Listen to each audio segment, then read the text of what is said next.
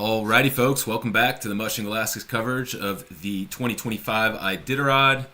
We're excited for a breakdown here on Sunday night, and we'll do just a quick little intro. This will be my shortest intro I've done so far. It's an intro. It's an update on Sean.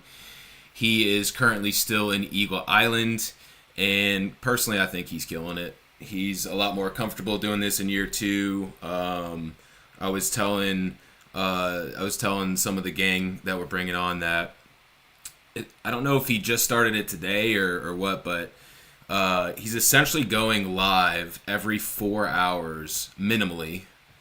So he was telling me on my East Coast time of 9 a.m., 1 p.m., 5 p.m., 9 p.m. So he's been doing a great job. He's been moving the camera around, breaking it down.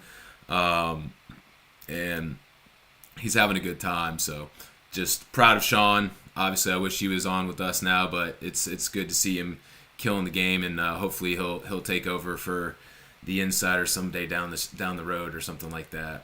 But anyways, that's all I want to do for now. I'll go ahead and bring in the gang, and we can kind of get things rolling with breaking down where we're at. Another 24 hours later. And so, let's just start at what we're seeing with the leaderboard. And that is, as we are speaking, Jesse Holmes is in Grayling 2. We were just doing, before we went live, some speculation on, if he's taking his 8 there or not. And then right like 20 minutes, 30 minutes ago, a video of him came on, and he kind of cleared that up, I guess. His intention is to take a solid break here at Grayling 2. He'll probably take another break somewhere else along the way, and then if he sticks to his word, he's planning on taking the 8-hour in Caltag too. So I thought that was interesting, and with that, I'll bring you guys in, and I'll pitch it to you, Eddie. Let's talk about what you're seeing there from Jesse in terms of like where he's at now, Grayling 2, and just like what you think of that strategy of taking the 8 there in Caltag 2. I think it's a good move. He's doing these 5.5 hour rests, which is really conservative as far as a winning pace schedule goes. Usually at this stage in the race, we're seeing, 4 hours max, maybe 4.5 hours max. And that's about it. So Jesse's been banking that extra hour, half-hour rest every run. His team looks really strong. He's putting down the fastest run times. So, and he kind of missed, it seemed like, the drifted trails as well. He got a better trail than everybody else. Not to say that he didn't have to deal with any sort of drifts or challenges or slower trail, but it seemed like, that wind came in a little after he was passing through there, and it's gotten tougher for the teams following behind him. So Jesse's sitting really good. I think, he mentioned doing a 5.5 there in Grayling, and then I would assume he's going to blow Eagle Island. He'll have probably a little bit of a push, getting maybe like an hour, or I'm sure he probably won't want to go over an 8-hour run. So I think he'll try to get as far out of Eagle Island as he can go. Who knows? It might land him in Eagle Island, and then he'll have a long push there to Caltag. But he'll be coming on to his mandatory 8, and I think that will give him the juice, to go up the coast. Yeah, and I was kind of breaking down. I was looking at what the total run time to rest time for the top 3 is post their 24 hours. So since Jesse left Caltag from his 24, he's run 25 hours, and he will have rested, I'm going to take off 3 of that, so 16 hours and change. 25 hours run, 16 hours rest. And we were talking before we went live, you guys kind of felt like that was a reasonable a ratio of run to rest for that chunk, which is like a 203-mile chunk. So I'll I don't know. I'll toss it to you, Josh. Thoughts again on what we're seeing here with Jesse. Sorry, I was right in the middle of a text message, so I didn't really Oh, hear you. Probably you could throw it to Amanda. oh, Sorry. okay. Yeah, no, it's all good. Can you repeat the question? You cut out there for a second. Oh yeah, no worries. Essentially, I was just talking about Jesse's run to rest time right now. So post Caltag, post the 24, he's Mhm. run for 25 hours, and he will have rested for about 16 hours. And Mhm. that would take him through like about a 5.5 hour rest there in Grayling 2. So it just kind of was curious about the run to rest ratio specifically. We had a question in the chat earlier about like how you figure out the run to rest ratio. Like, does that Mhm. change in different segments of the race? Kind of talk a little bit about that. Yeah, I think everybody does it a little bit differently, but early on in the race, you really want to try to target a 1-to-1 ratio. So equal amounts of time spent resting for the time you spent running. I kind of know how Jesse's been training this year because I've been out there on the Denali Highway with him a couple of times, and he's actually done pretty well, kind of sticking to his game plan, if you will. Sticking to a run rest schedule that he's also been conditioning and training the dogs for. He's pretty big on doing those 4-hour runs and then doing like a 2-hour rest and kind of pinging off that. And we've kind of seen that from him later on here in the race. And you can kind of you can get away with that. It's what you're looking at in the big picture, and I think it's hard for anybody who's new and is trying to figure out what that schedule is. But you kind of want to look at it at a 24-hour period, not necessarily a night and a day, schedule to some degree. Um, at the end of a 24-hour period, you kind of want to get that 1-to-1 ratio as close to each other as possible. In Jesse's case, he's doing a lot of 4 and 2s. I don't really know what he's going to do on these next couple runs, but I'd agree with Eddie. I think he's probably going to blow Eagle Island. It kind of makes sense. It's still too early to do like a big run if you want to maintain that speed and maintain that energy. But that's kind of my thoughts on where he's at right now, if that Sure. makes sense.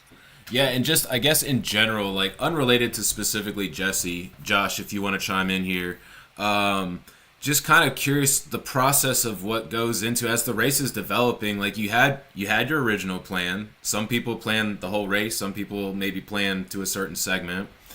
But like the race develops, there's things within your team that change.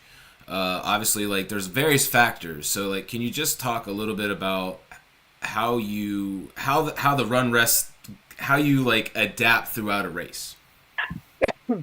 Yeah, I know for like me personally, I've had like my run rest schedule set up, and usually by the third or fourth run it completely changes. And it's just something that you like you just, if you have something set in stone and you're not running the dog team and the trail that's in front of you and the weather and stuff that you're dealing with, that's a really quick, easy way to kind of run your dog team into the ground. So you just have to be willing to adapt and just thinking on the fly and doing what's best for your dog team, given the current trail and weather conditions. So honestly, it involves not only knowing about your dog team, but then doing a lot of math in your head. And when you're really tired, it's hard to do math in your head. When you're trying to do math, okay, it's going to take me this long to get here, and then I'm going to get around this time at this part of the day, and then I need to rest this many hours through the heat of the day. And so a lot of times you're trying to think like a couple days ahead about the trail that you're going to be encountering, and the weather and the time of day and all that. So you just have to be constantly adapting and thinking a couple runs ahead than where you are right now. Amanda, I see you kind of shaking your head. You're agreeing. Was there anything you want to add to that? Yeah, no, I was just agreeing. We kind of talked about this yesterday too, seeing some of these pretty fast speeds early on in the race and kind of on maybe the wrong kind of trail conditions. And the reality is if you run them at the right speed, they can kind of go forever, so to speak, but you run them the wrong speed on the wrong trail. 10 miles an hour on a fast trail is not the same thing as 10 miles an hour on the slow trail. So yeah, I totally agree with Josh. You got to be able to adapt. That's kind of part of it. So yeah, I was trying to figure out if we were to put like where it's tough to tell because like they're all who's doing their 8, who's not. We're still kind of a little bit in flux at this point, though. We are assuming Paige and Matt are definitely doing their 8 in Shagaluk, and so what I wrote down earlier was based off of Jesse getting to Grayling 2 at 2:35. At that point, Paige had been at her mandatory in Shagaluk for 3 hours, and Matt was 38 minutes behind her, so 2 hours and 22 minutes. To me, like I was talking to you all beforehand, it like the math on that, essentially Paige is going to be leaving in 25 minutes, right? And she's only 28 miles behind Jesse right now. Jesse got in at, let me just look back real quick, at 10:35. So they'll be probably leaving around the same time as I guess what the math actually runs. So I guess we're looking at about 2 to 3 hours behind right now is I guess my estimate. And I guess Eddie, come on in with me. And does that you guys were talking earlier, like the favor is still in Jesse's court, but we still got a lot of miles left. Like 3 hours to me is like it's not that big of a lead.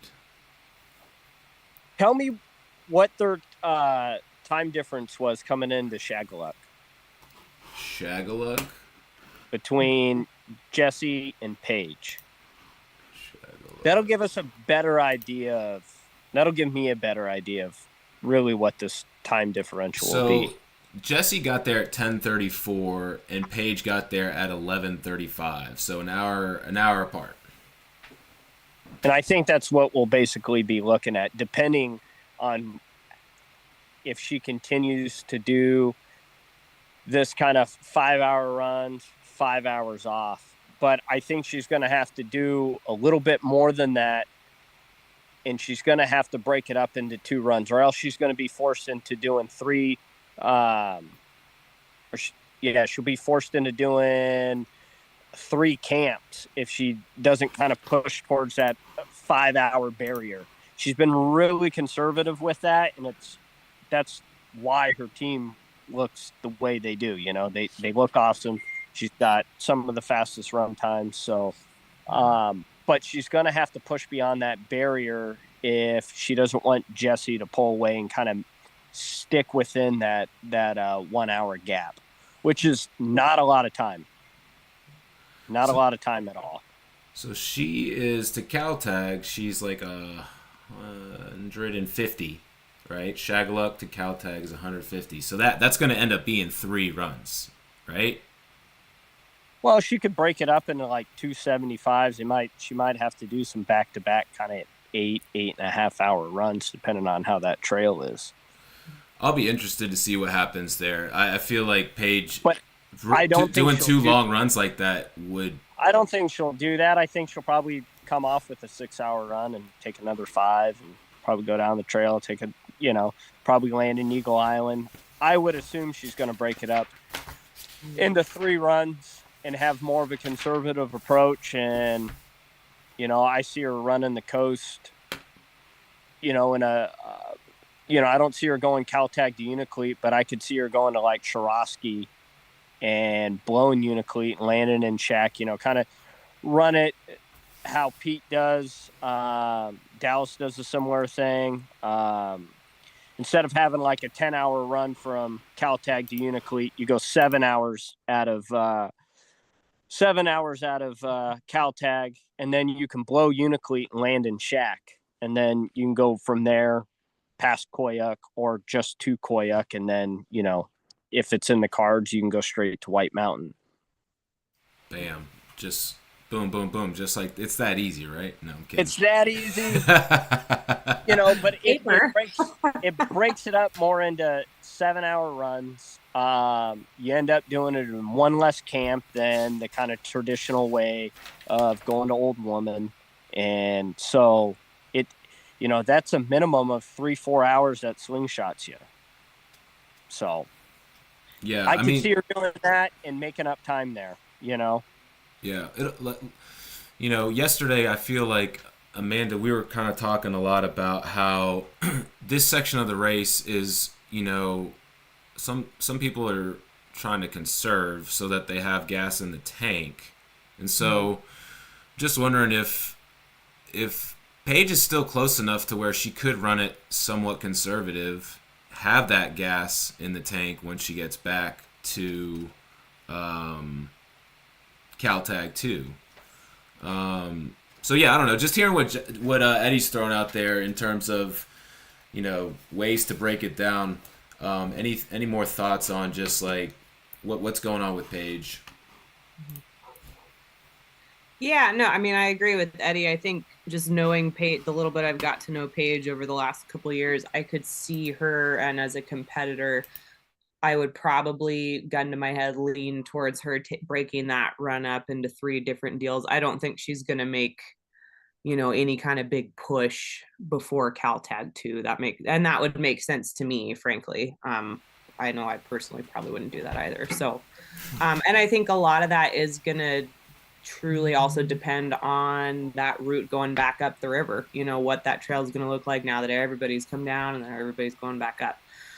So who knows? I mean, there could still be kind of a wrench in there, but that makes the most sense to me. And knowing her, I feel like she'd probably break that up a couple times before Caltag 2.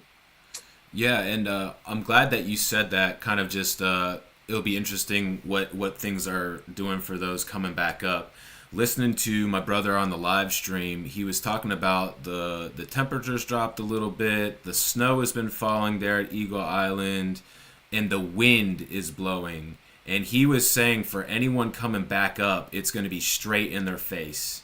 And so he was kind of curious to see how some of those teams look as they come back. He was expecting a lot of like red burned wind faces, if you will. I think that's a good place for us to kind of transition. We're just all speculating right now on what's going to happen with how they're going to run and stuff. But I was glad to see the weather change. Obviously, the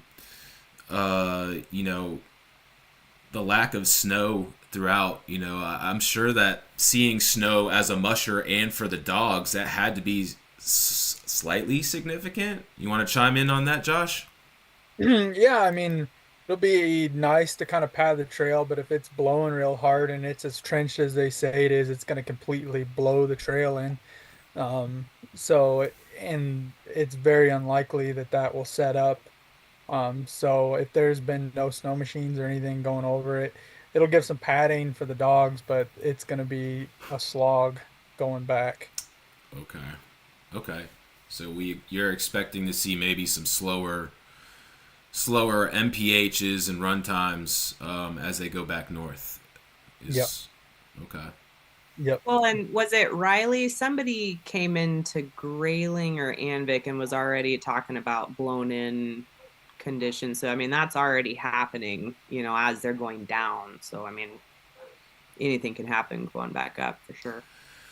So when you say blown in, as someone who's not been out there before, that just means that the trail's like kind of been covered and it's not got like a good, it's not like an ideal to come in behind it. Can you add some depth to that, Eddie?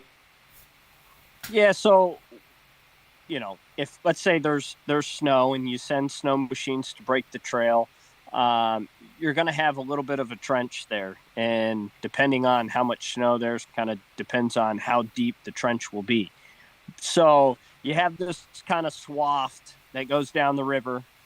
If you get fresh snow, it and the wind's blowing, basically it just fills in that little trench there. And then so if it was a 6-inch trench, then now you got 6 inches of kind of fresh snow that gets all drifted and blown into there. And once that wind kind of really starts stirring that snow up, it gets all the moisture out of it. It becomes this real gritty type snow. It's usually very slow, sticky on the runners, and that's why you see, the slower speeds. And then with it dry, it doesn't pack. So it's just what everybody keeps calling the sugar snow. Okay, I gotcha. I appreciate that. Again, I feel like I asked that question for myself without even looking in the chat, but I'm sure maybe someone watching might be thinking the same thing. So I felt like it would be worth asking. So a couple of just like things I've picked up along the way that I thought would be interesting to talk a little bit about.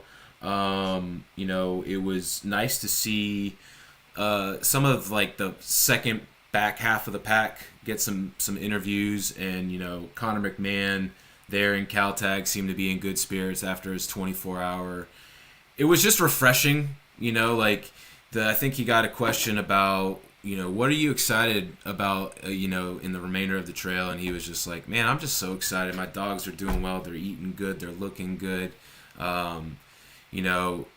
He's only barely halfway right now, so just it was good to see that from him as someone who's been on the podcast twice. We were looking out for Connor, and then Samantha Lalonde, she came in and she was talking about she still had a little bit of anxiety, post her 24-hour. She kind of talked about right now she's taking it run by run, which I think is really smart. She also talked about her ankle, like kind of being, I don't know if there's like twisted or something. Sean there at Eagle Island as she came in was like, no, I want to take note of it. And then she got out and she was going through the checkpoint. So she was going to get a drop bag and she was certainly limping around.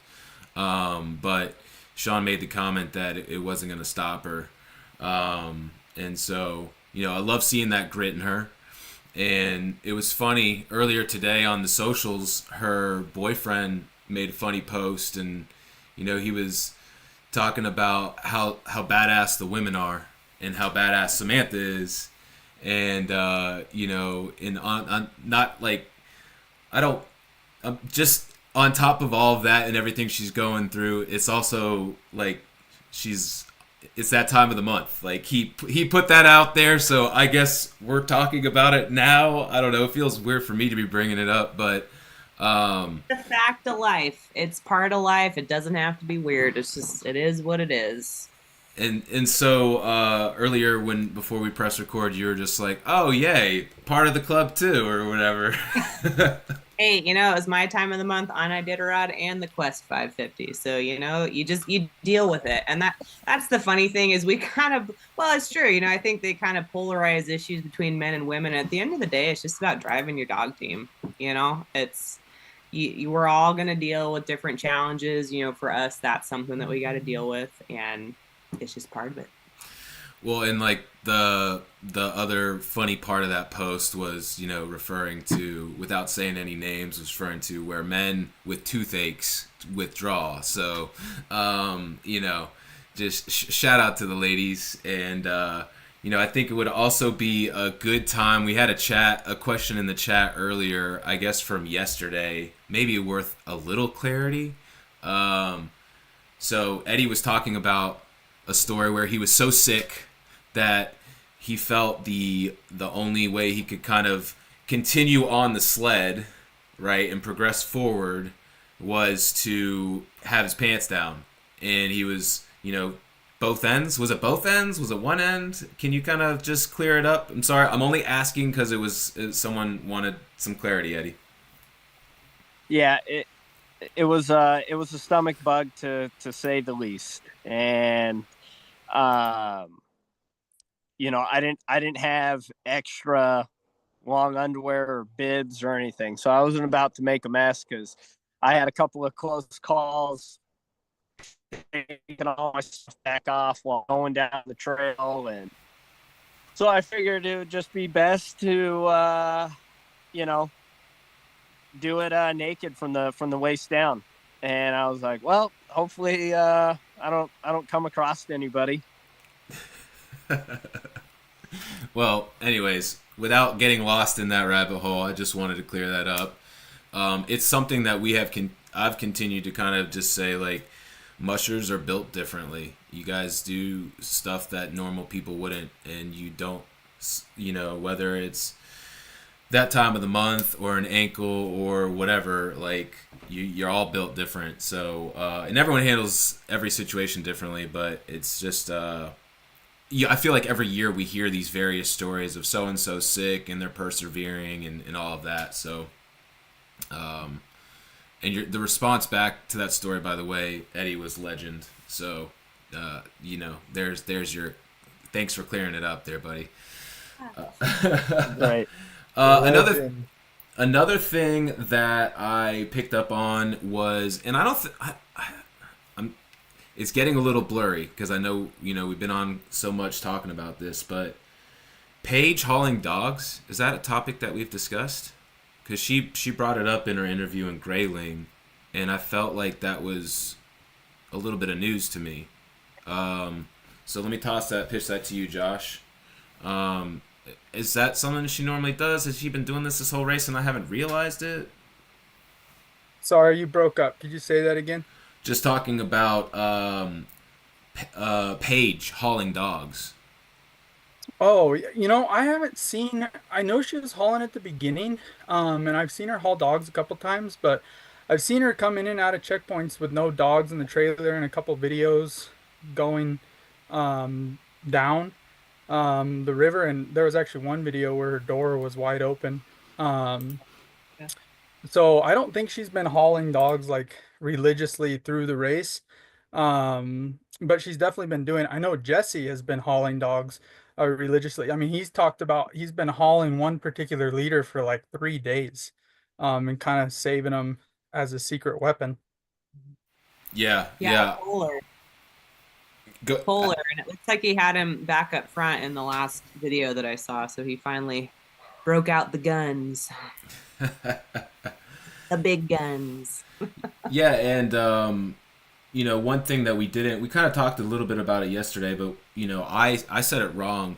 Grayling was this year's halfway point, and that's where they got, so Jesse got there first, and he picked out his 3,000 in gold nuggets. He had that or the choice of, I guess it's a free phone and a 1 year of free service, and no one ever picks the phone. Can we Never. like No. it? Yeah. So the cost of the phone and the cost of the service it's GCI. I guess it's not close to Yeah. $3,000. No, well, all the $3,000 of gold isn't a lot of gold right now either with the price of gold. That too. We gotta feed dogs, man. Nobody needs a new cell phone. Okay, Got dogs to feed. fair enough. I just was like, is 1 year, is someone gonna like take the not the gold or not the check? But that seems to be the go-to thing. Like, maybe have they thought about considering something different since no one ever picks the other one, kind of thing? I don't know, man. I don't know. That's a good question for GCI. They've hauled a lot of phones out on the trails over the year just to haul them right back to Anchorage. They've got all these phones, and then 1 year they're like, "This is the one." Nope. Hilarious. All right, so another person that I was glad to get an interview from was Bryce Mumford. He was in Caltag. He was posted 24, and he was in good spirits. Now, as we look at things, I think last I looked, I'll double check, but he was down to 8 dogs. And so, whether this isn't necessarily specific to him, but taking his situation into consideration, he's got 643 miles left with 8 dogs. Eddie, are you in a good position right now? He might be a little frozen, so let me go ahead. Yeah. Oh, maybe Am not. I frozen? No, Just you're a little. you're a little bit. Let me let you get caught up. I'll pitch this one to Amanda. Just talk about having 8 dogs and going 643 miles after you've already gone almost 500. That just seems like, he's in his second rookie run, and damn it, I want to see him finish, but I have my concerns. And so it's, we haven't really talked a lot about, looking at someone who is in a situation where it might lead to them scratching, but I feel like it's an interesting conversation to pick all of your brains on right now. So starting with you, Amanda, just talk about the situation that if you were in, 8 dogs and that many miles to go, yeah, how do you do it? How do you pull it off? Yeah, I mean, so for starters, I love running small teams. In a race like the Iditarod, though, especially this year, 8 dogs is kind of like you're in triage mode at that point. I don't know, I haven't really seen him on the cam. I don't really know his team at all, so I can't really make a comment on what they look like or what they don't look like leaving checkpoints. But I personally even, kind of like in running small teams myself. I wouldn't want 8 dogs this far back into the race. But it's a dog race. Anything can happen. I think as long as he stays smart and kind of continues on the run rest schedule that he's got, assuming he doesn't try to do anything crazy, I think he could hang on to that. It's just going to take some, patience on his part. But yeah, I mean, that is tough to have 8 dogs, and he's what, I haven't checked the tracker in a couple hours, but I don't think he's quite halfway. He's pretty far back there. Yeah, I mean, he's in 25th right now, of the 27 we have left, and so he's still got some folks behind him. Quince is still 30 miles behind him, sitting in Caltag. So we'll see. And his plan was to break up the run to Eagle Island. 2 even runs is what he said, about 35 miles each. Sounded reasonable. He's pinging at 8.2 right now, so Yeah, I mean, again, anything can happen. The famous Lance Mackey quote, "I only need 8," but they also got to be the right 8, and it also has to be the right driver. So that's a tough one, and I think kind of alluding to a lot of things we discussed yesterday, I think we'll know more by the time he reaches Caltag 2, if he gets there.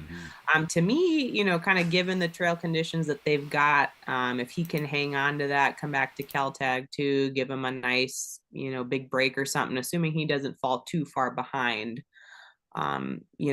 there's potential for just about anything there. But that's a hard one. I haven't seen his dog, so I don't really know what he's working with, but sure, I'd definitely be staying conservative at this point if I had 8. Yeah, and Josh, I saw you doing a lot of nodding and agreeing with Amanda. Is there anything you wanted to add on that topic as well? Well, like I think Amanda hit it right on the head. If you have the right 8, you can do it. But you have to have like the right 8 dogs. In some retrospects, it's kind of nice for the driver too, because now instead of having 16 dogs that you have to take care of and treat their feet meticulously and booty and feed and do all that, well, now you only have 8 dogs, and so you can just cater to absolutely everything. You can get a lot more rest yourself, which means you're making smarter decisions. So if you have the right 8 dogs, that can hold together for the rest of the race, there's no doubt about it. Obviously, he's not going to be setting any course records or anything like that. But as far as just getting down the trail and having consistent runs, I totally think he can do it and hold it together. Awesome. I love that. And Eddie, is there anything else on this topic you seem to have balanced out there? Anything you wanted to add as well? No, I think they covered it all. Okay, cool. Well done. Thank you, everyone. So earlier we were talking a little bit about the run to Eagle Island and how it was tearing up the dog's feet, and so I'm not even taking credit for this. Amanda, you brought this to the table, all right? So I'm not the brains behind this one, but she thought it'd be a good idea to bring up and discuss because it'd be interesting to see what Eddie and Josh and Amanda, how they all kind of do dog care specifically, and to add to the situation, just depth to what I'm talking about with the trail to Eagle Island is, like Eddie said earlier and explained, the trail's all kind of cut up from the snow machines and the overflow, and then it's getting refrozen, and like it's jagged and it's tearing them up. And I guess the report was that there was a lot of blood on that trail because of it. And so since you brought this up and brought this to the table, Amanda, I'll pitch this one to you. Just talk about what they're doing, having to deal with on that specific run, but then just also a little bit specifically more about feet care, and what you do and how you avoid things or prevent things, etc. Yeah. Well, like we were talking about yesterday, I think little bit of prevention is worth a lot of cure for starters. Iditarod or any race in general is definitely not the time to be trying new stuff. As far as foot care goes too. So, everybody's provided with some foot ointment, I believe, by the race. I personally carry some pink ointment as well as, a little bit of powder if somebody needs it. But the reality is, you should be carrying with you whatever it is your dogs are used to. And a lot of that kind of depends on the trail. If it's a real wet trail, for instance, you're going to want to be making sure those dogs' feet stay dry. If you don't normally, lather your dog's feet up in ointment, Iditarod, maybe not the time to do that unless you got somebody who's maybe got a little split, which is, a little slit in between their toes or something. That'd be a good time for ointment. But yeah, I think it looks differently for a lot of different mushers. Yeah, as far as that, I actually hadn't heard the blood comment on the trail, but if there is, another thing I like to do is double booting. If I got a dog that pulls really hard, putting smaller booties on their back feet and then bigger ones on the back. I have a couple dogs in the yard right now, Patience and Fossil, and dogs that, need to have their toes kept together a little bit tighter, just because they really like to lean into the harness. I'm not necessarily using any ointment or powder there. I'm just preventatively, double booting them. If you're going to be going over jumble ice or something, maybe you double boot everybody's feet. I don't know. It kind of just depends on the situation. Gotcha. Eddie, did you have any thoughts on what Amanda was saying, or just kind of want to talk a little bit about how you deal with your dog's foot care?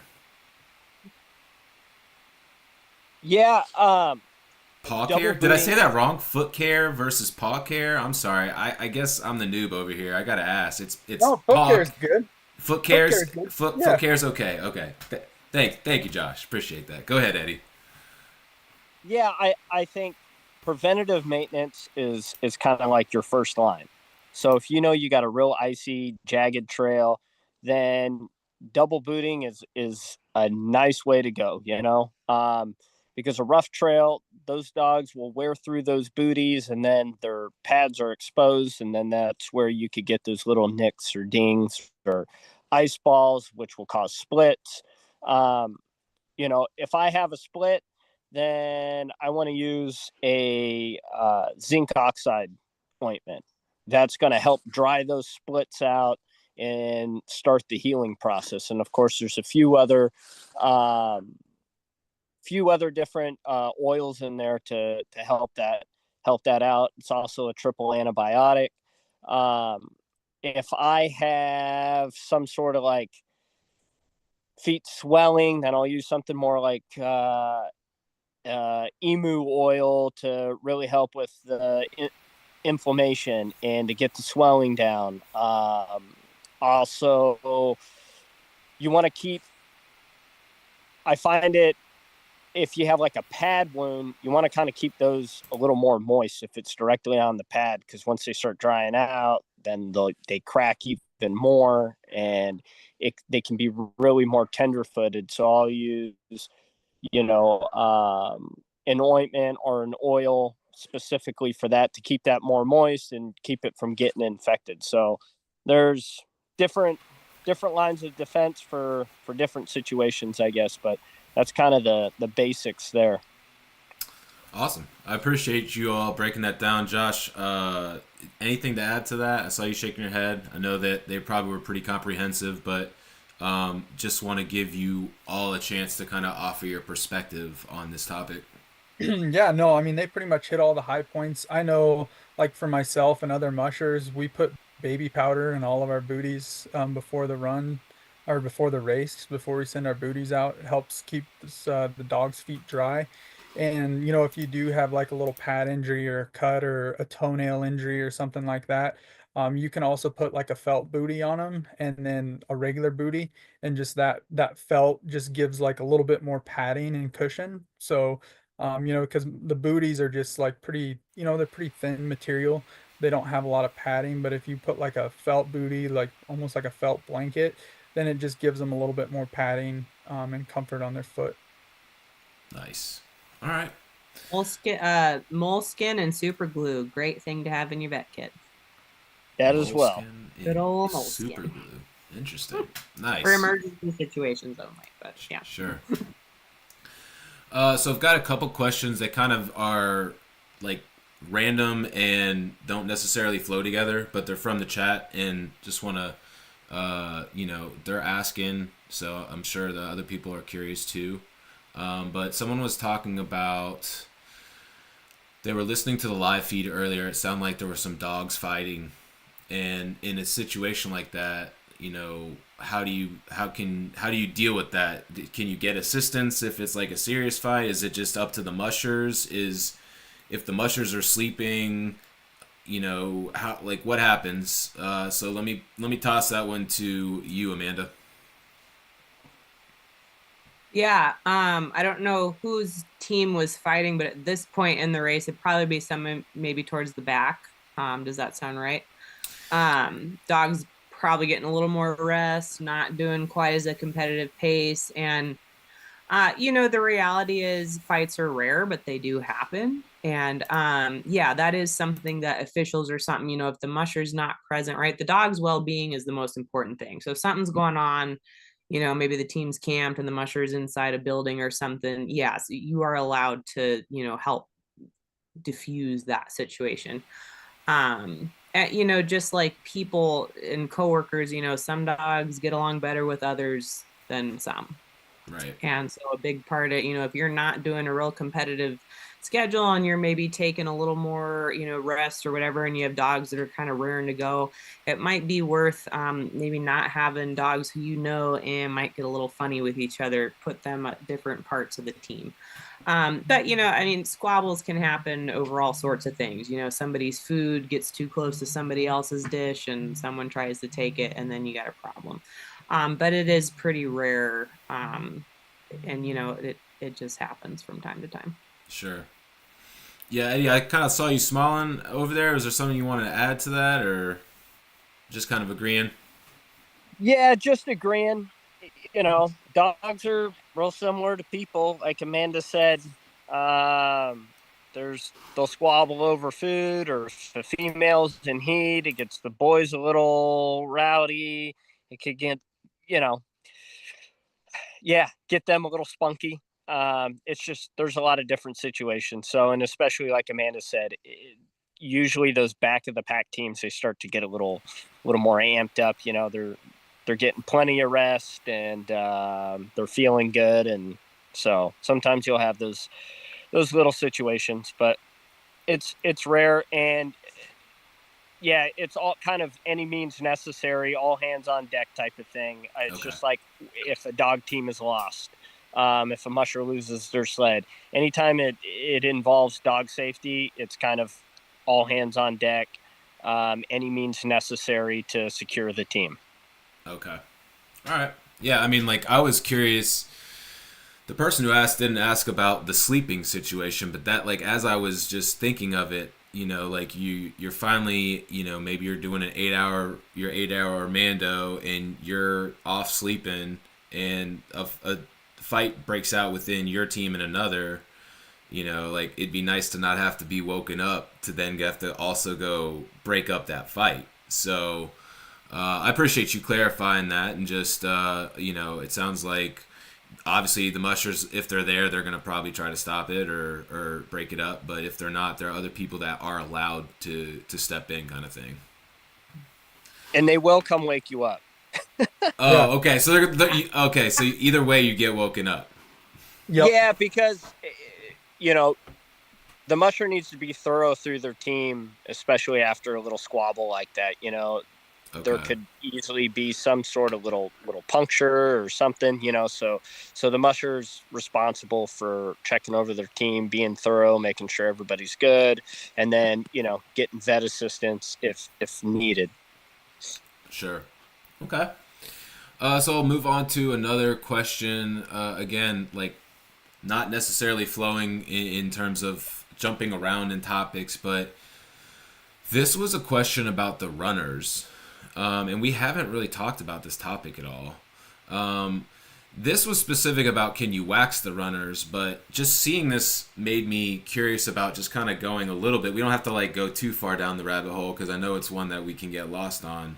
But I know that you pack certain runners into certain drop bags for what you may be anticipating or expecting. Josh, I'll start this conversation by pitching it to you. Can you just give like a little 101 on runners? And, let's answer that question. I assume you can wax the runners. That seems like an obvious thing. But I also don't know the answer to that. So we'll start there. Yeah, so generally you don't see distance mushers waxing their runners. Okay. Sprint mushers. I stand corrected. There you go. Sprint mushers, they wax their runners like every day. For us, so we have like basically self-lubricating runners they're basically like impregnated with a wax, and they're rated for different temperatures. So generally, depending on the musher, you could send out anywhere from 4 to 10 different runner plastics, and you're kind of guessing on what you think the temperature is going to be for the part of the trail that you're on, and the type of snow that you're on. Like a coastal snow is going to be different than like an Alaska range or an interior snow. So you're kind of sending out different runner choices based on temperature and snow types, and having the wrong runner plastic on for the temperatures that you're in really, really sucks. It slows you down a lot. Mm-hmm. Either of you want to chime in and add anything to this topic? No? Yes, Amanda? I mean, yeah, Josh pretty much hit it on the head. Okay. I do actually have the funny story about myself recently. Similar. So yeah, the wax, if you will, is kind of permanently impregnated, and there are different temperatures for different snow conditions. But I recently was taking a couple guests out not too long ago here on our local trails, and my sled just kept pulling one way, and I was like, what the heck's going on? I got to pull this into the shop. And so I flipped it upside down, the next night, and I'm looking and, expecting there to be a bolt somewhere out of place. I'm not seeing anything. Next day, I'm taking another group out and I'm doing the same thing again, pulling really hard one way, and I'm like, what the heck's going on? Well, this is how often I tune up my sled. I don't know if that says much about me, but so for a last run for Iditarod last year, I had put a different width. So there's also different widths that you can get for your sled plastic. Okay. And I had chosen a thinner width on my right ski to try to help keep me uphill, as you're going through the blowhole and the wind's knocking you around and whatnot. But anyways, that was kind of a dumb aha moment. It took me like 2 flipping the sleds over to remember that, oh yeah, look at that. I've got 2 different widths on my plastic going there. Switched it out. I was real smart at the time, but never changed it up after the race. So anyway. So let me ask this. You all have mentioned different types of runners. I guess there's different materials and compounds and grittier versus, smoother. You just mentioned the width, you can get them skinnier or thicker. Are there other variations or aspects of runners, besides the material and besides the width that we as non-mushers would be interested in learning about? I'll toss that to you, Eddie.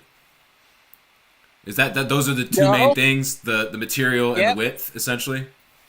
Correct. And the width is, a wider runner plastic in theory gives you more flotation for deeper snow.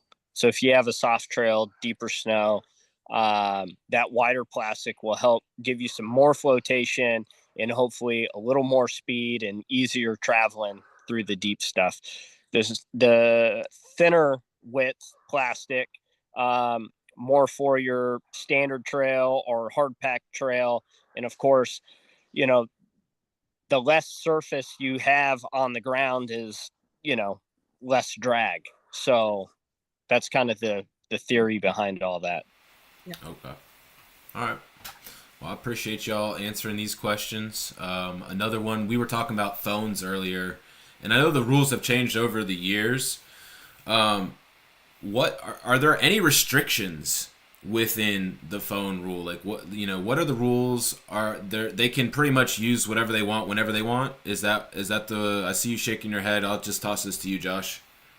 Yeah, I mean, if you got a satellite phone, you can use it. If you got a GCI cell phone, there's GCI has cell service in almost every single one of the villages. If you've got an inReach, yeah, you can use it, and you can call anybody you want and talk to anybody you want. Sure. Okay. Yeah, that was an easy, quick question. We did get a question about Bailey and wanting to kind of just talk about how he's looking. I know yesterday we spent some time discussing him. He was kind of getting sick. He mentioned that. I think that was in Caltag. As we speak now, he's in Anvik resting. And I know that, we've kind of been talking about him a little bit. Maybe I'll toss this to you, Eddie. Thoughts on how Bailey's looking this last 24 hours and just how the race is progressing for him. Well, I would assume he's doing his 8 there in Anvik. Seems like he's been there for a decent stretch of time, correct?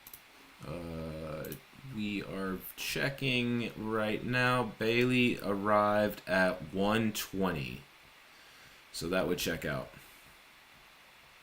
So I would assume he had some, decent run, I guess, lengths, as far as hours go. I think, they were on the longer side coming into there. So to take his 8 is probably a good move. The trail definitely got a little slower. He seemed to be slowing down a little bit. So taking his 8 is probably a smart move. And we'll see if he can, how they recover during that process and how he starts moving down the trail.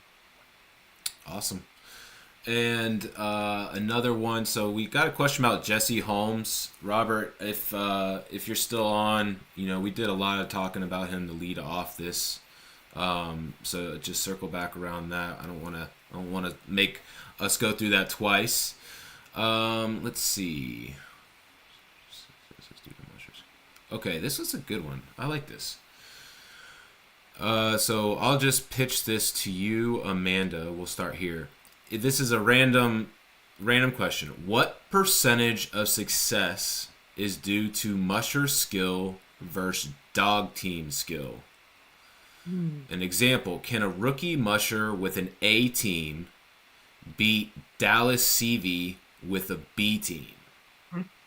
I like this question. No. That was quick. Not a snowflake's chance in hell, frankly. Yeah, I think a better musher can do far more with a lesser dog team than vice versa. And I think most people across the board would agree with that. It's a dog race, so stranger things have happened, but generally speaking, no. Yeah. And I think history shows that. We've seen a lot of mushers come into the sport and get the keys to the A team, or we've seen people that, got deep pockets and they've bought incredible, top 5, top 3 dog teams. They get on the runners and they're back in, 30th place or 25th place. So I think just history has shown that. And there's a lot of examples of it. It's you can have the greatest dogs in the world, and if you don't have the skills as a dog driver, and how to manage them, you're not making it very far. Sure. Yeah, I've been asked this question before, just kind of talking offline. With like when I tell someone like, "Oh, my brother ran the Iditarod," and we start going down that rabbit hole. So it's interesting to kind of get y'all's perspective on that. Moving on to another question, we haven't talked too much about Ryan Reddington lately, and so Naomi was just kind of curious about how he was doing. As we speak now, he's running a little bit slow, with 9 dogs, on his way to Shagaluk. He's probably about, looks like 13 miles outside of Shagaluk right now. Does anyone who, maybe Eddie, I think you were kind of talking a little bit earlier to me about Ryan offline, just kind of give an update on Ryan and what you're seeing from him? I think overall he's doing really well. He had some dings come up on the way to Eagle Island and on the way to Grayling. So with that said, he decided to take his 8 in Grayling, throttle back a little bit. He's, like you said, he's down to 9 dogs now. So, you're starting to get into that uncomfortable zone. 9 dogs at this stage of the race, it's not the end of the world. It's not a bad situation to be in, long as they're 9 good ones.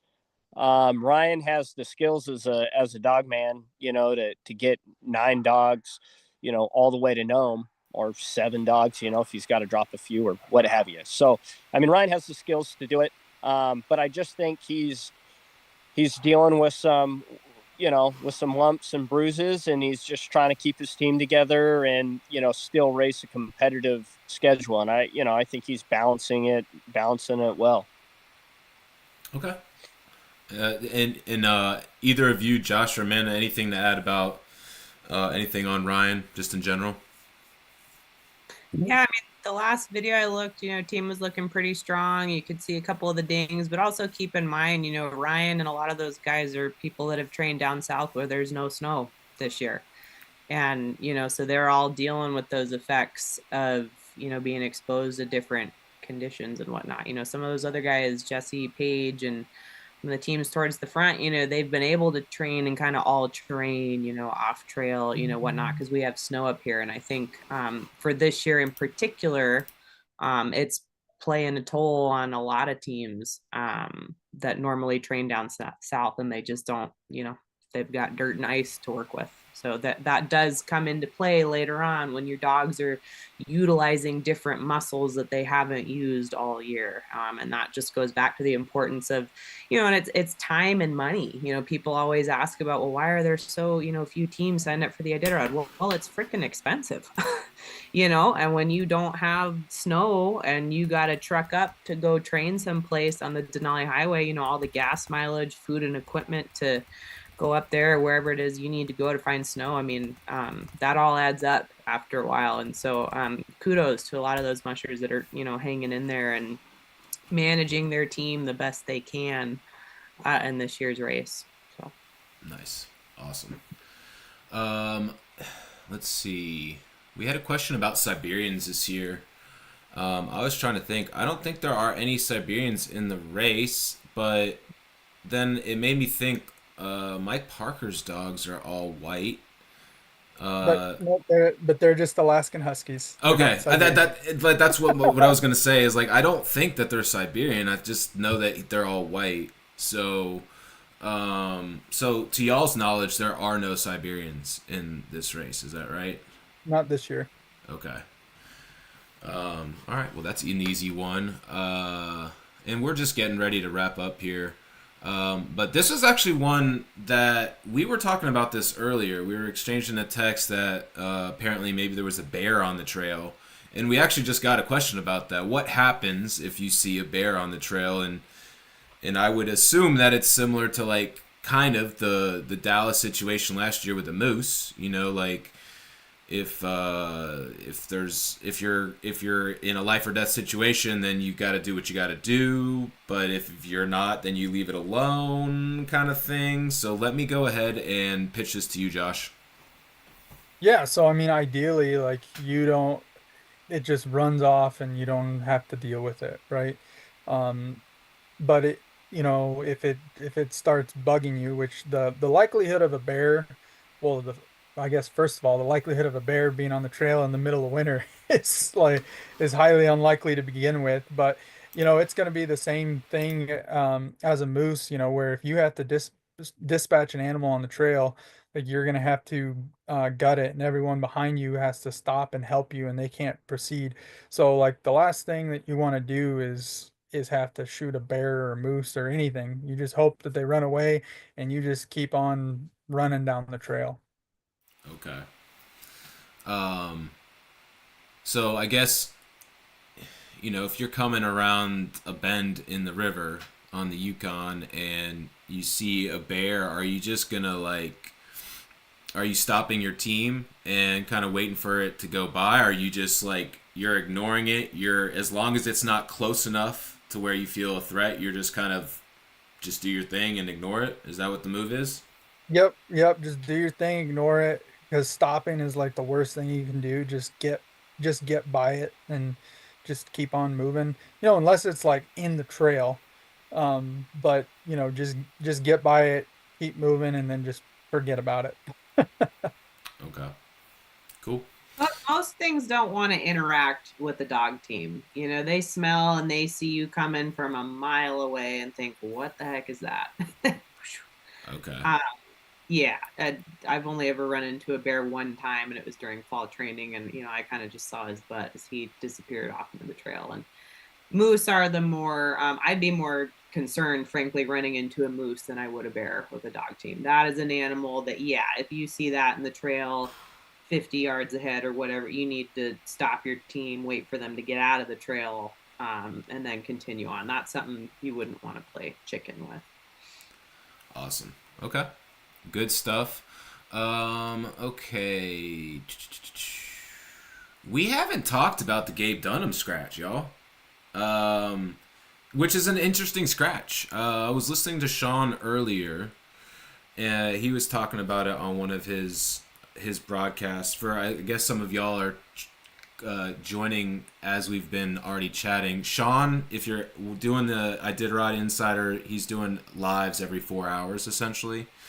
And in one of those, he was talking about, because Gabe's been at his checkpoint now since she scratched there in Eagle Island, and she left with 14 dogs and the from Caltag, and the trail was just so bad that when she came in, Sean said she only had like 6 or 7 dogs that were not affected by the run to Eagle Island. So I'll just, Eddie, we haven't heard from you in a couple minutes. Just thoughts on Gabe, before the scratch. I was like, okay, she's kind of doing good. She's hovering around there, close to top 10. She's doing really good. It's tough to see one specific run have so much tarnage on her team. I wonder if maybe she was also a little bit beat up herself. But just thoughts on the Gabe Dunham scratch. Yeah, she was having a great race. I think her team looked really strong coming and going from checkpoints. But a musher, they know their dogs best. They're the ones out there staring at them every single mile, going down the trail.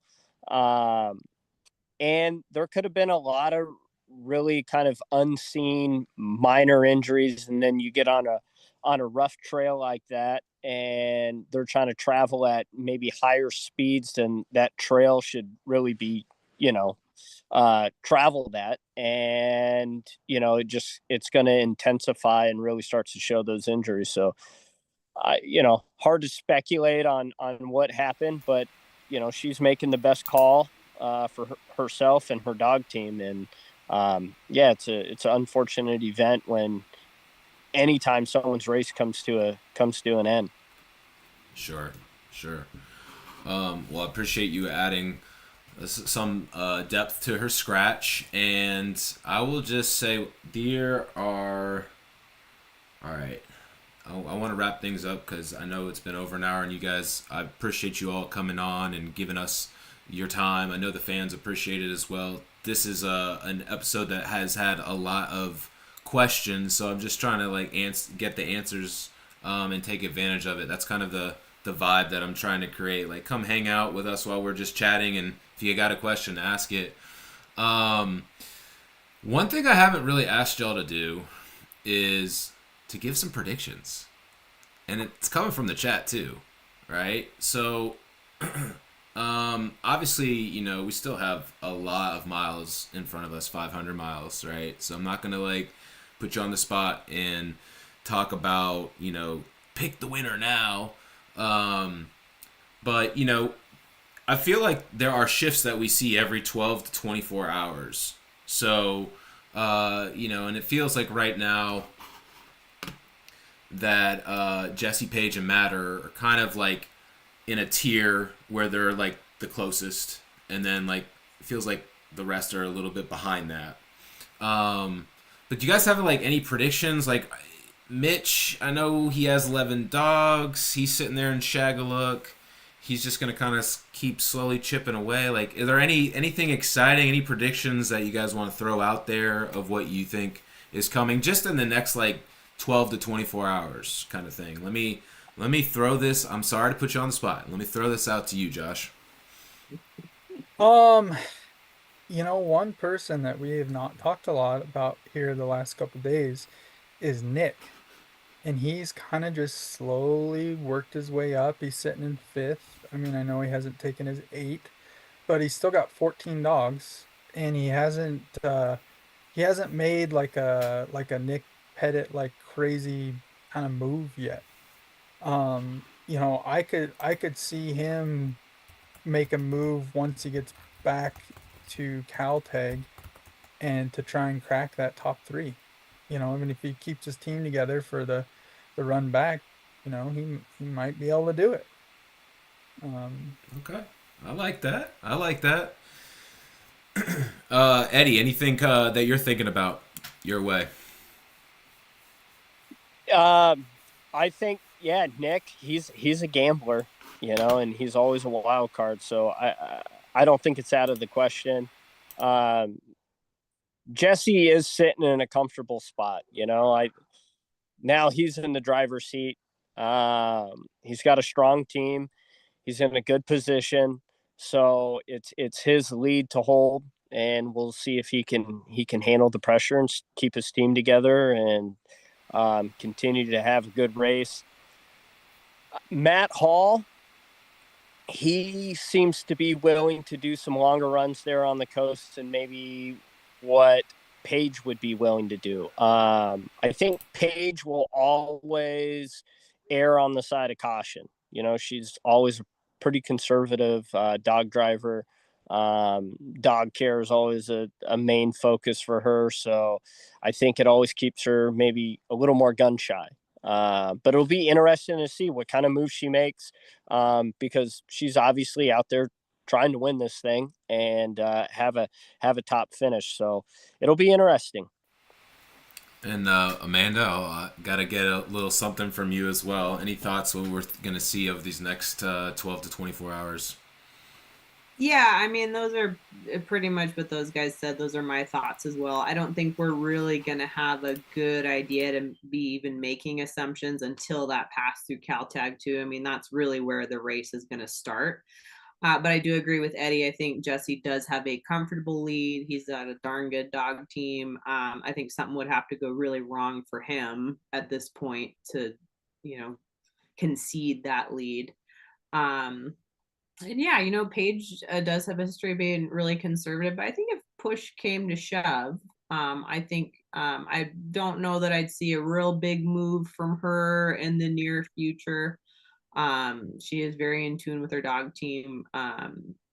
So yeah, I mean that's also kind of wild card. I did see Nick's team leaving. I think it was Grayling last night, and they are looking pretty jazzed, you know, barking, tails, wag all the things, and that's not always indicative of what's going on, for sure. But he's also, a wild card, and honestly, I wouldn't sleep on Mitch either. The guy is not a big moves guy. We talked about this the other day, but he is incredibly wise, constantly picking up pennies is kind of the phrase, just chipping away at what he's doing. And so, I personally, if I was any of those guys' position, I wouldn't be counting him out, frankly. But yeah, well, I think we'll have a better idea of, not going to make a prediction, but I personally can't really comment on it until Caltag too.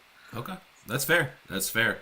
And then lastly here, Eddie, someone was curious about how the training for the Kobuck 440 is going, and if you could just, I think you and I spoke about it, and like maybe this was a week or two ago, and you were like, the weather is pretty limited with the conditions to train, but I know that you've been able to get a couple runs in since then. So yeah, just kind of tell us a little bit about how that's going.